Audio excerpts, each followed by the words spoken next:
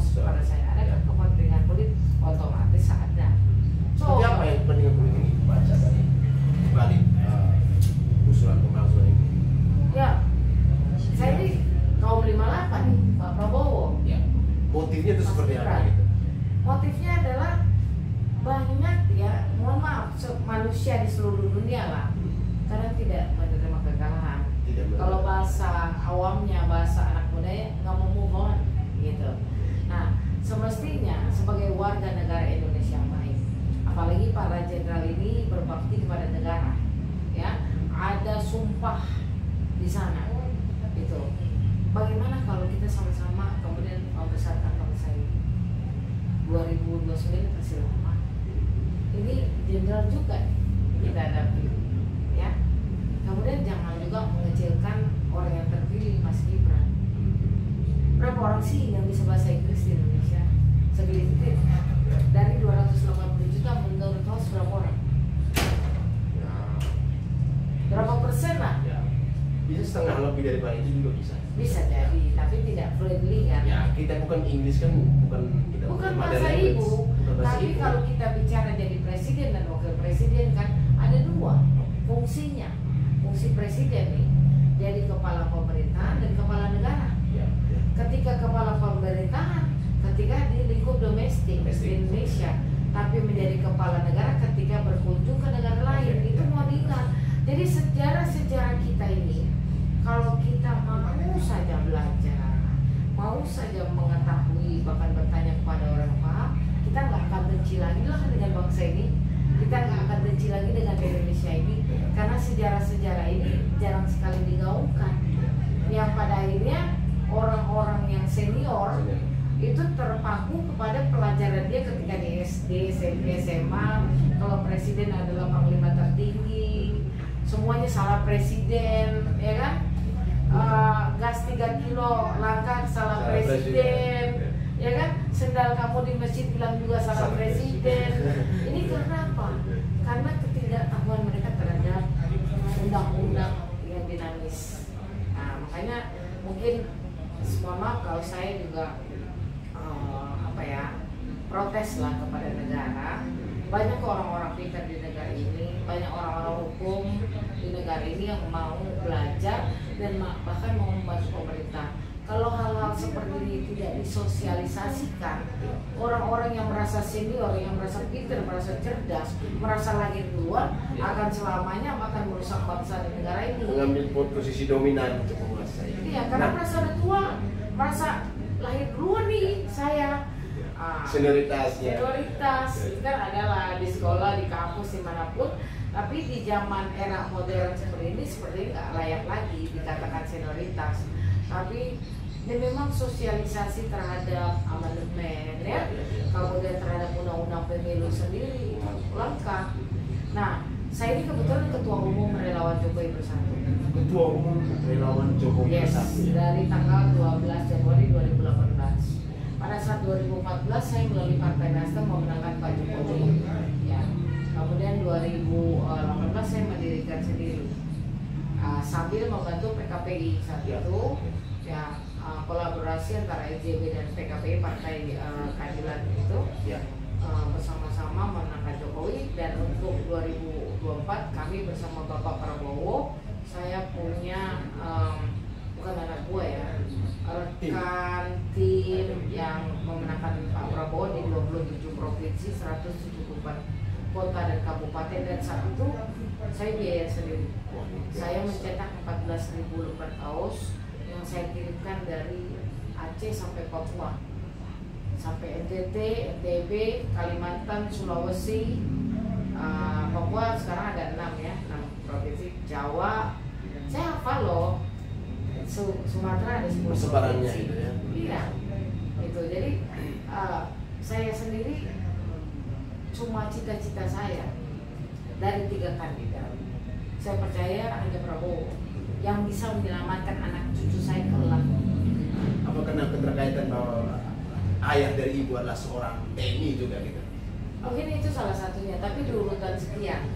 Tapi yang jelas saya melihat begini, saya dididik secara militer, ya, dimana seorang militer itu fokus telaten, setia. Dan itu saya dapatkan Jiwa korsanya itu ya. Jiwa korsa. Dan kenapa saya bisa menjadi pengacara hari ini?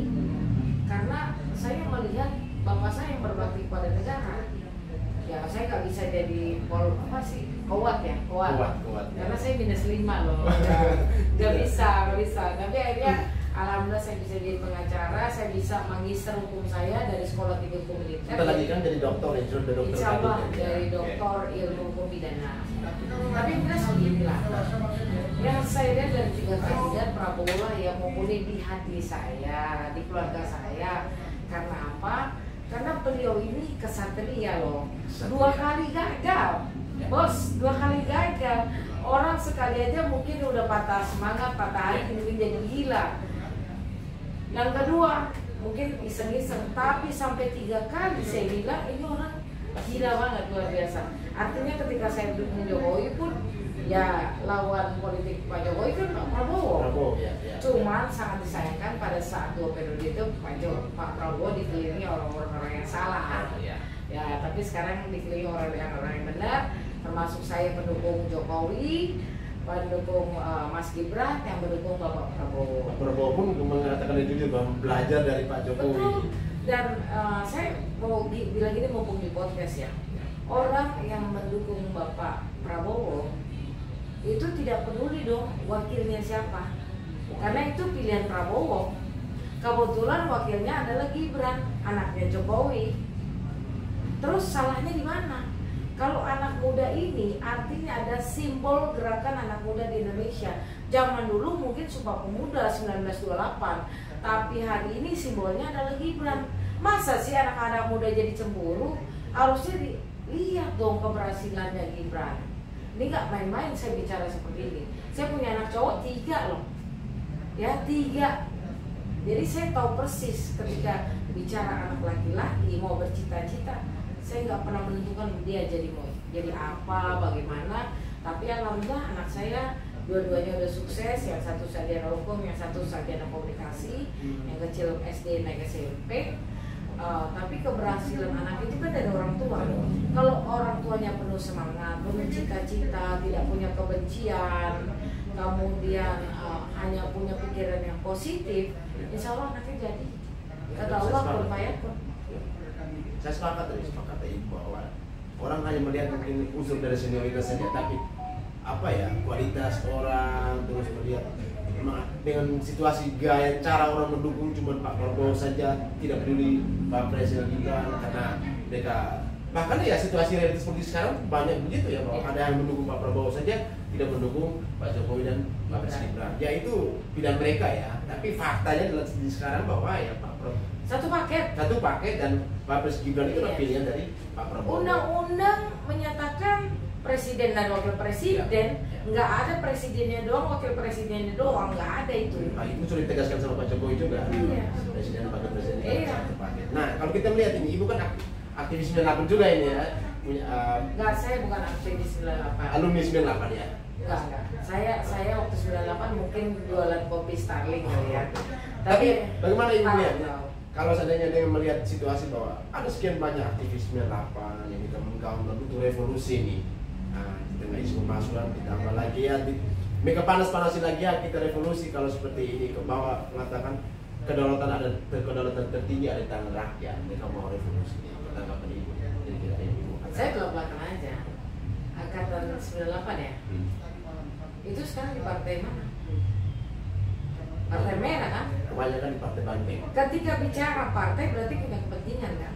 Beda dengan saya nggak punya partai hari ini. Saya nggak punya kepentingan. Saya bicara pun saya udah nggak ada takutnya, karena saya sudah serahkan jiwa dan raga saya kepada bangsa dan negara ini. Tapi kalau kamu sudah terikat dengan sebuah partai, kemudian sudah terikat menjadi pejabat, otomatis udahlah, kamu ngomong apa aja kayak kentut, bau.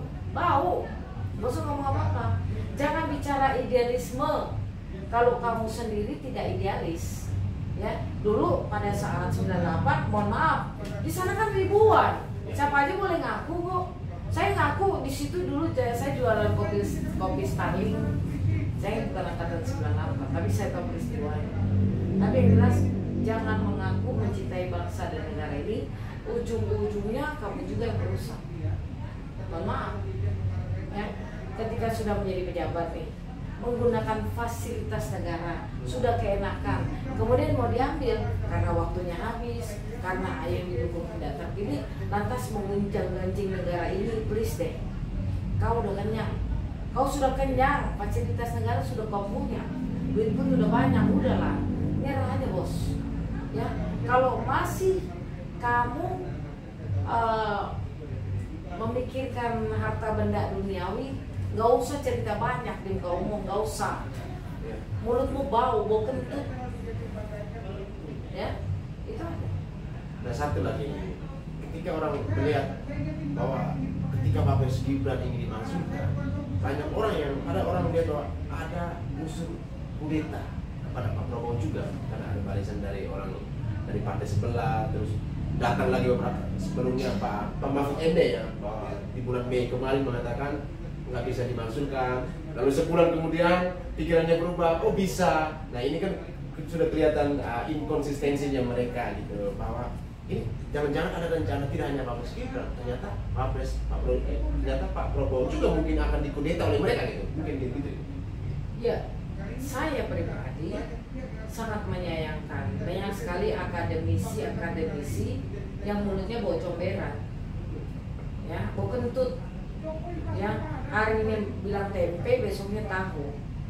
Kita ini belajar hukum, KUHP yang sama, KUHP yang sama, Undang-Undang Dasar 45 yang sama, ya, hukum tata negara, hukum pidana, hukum perdata, bukunya sama.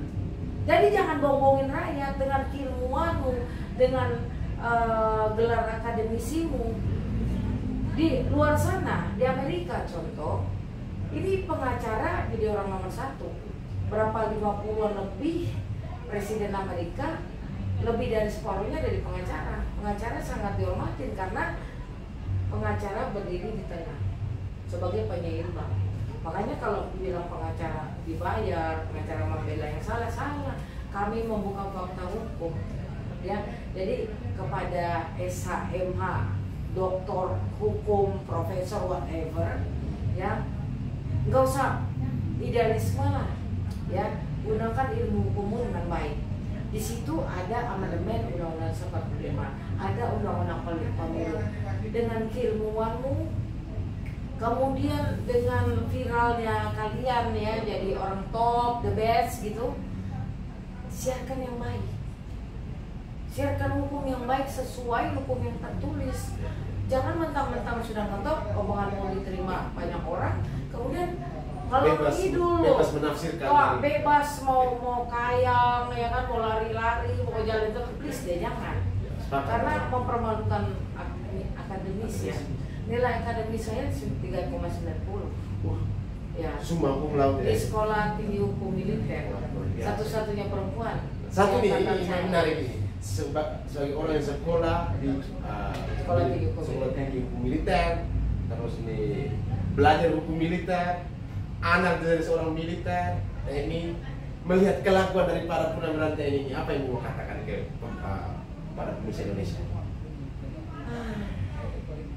Saya nggak bisa bilang kelakuan ya. Mereka saya hormati sekali. Apalagi mereka sudah berbakti kepada negara. Mungkin sedang gila Pak. Sedang gila. Jadi kalau orang lagi gila kita ingatkan secara baik-baik. Apalagi saya menganggap mereka orang-orang tua kita. Jadi tidak boleh dihujat. Tidak boleh kita bilang kelakuan. Itu sangat brutal. Saya pikir mereka hanya kilap saja. Mari kita sama-sama luruskan dengan niat baik, luruskan dengan hukum tertulis, dan luruskan karena Allah Ta'ala. Jadi tugasnya berat ini ke depan para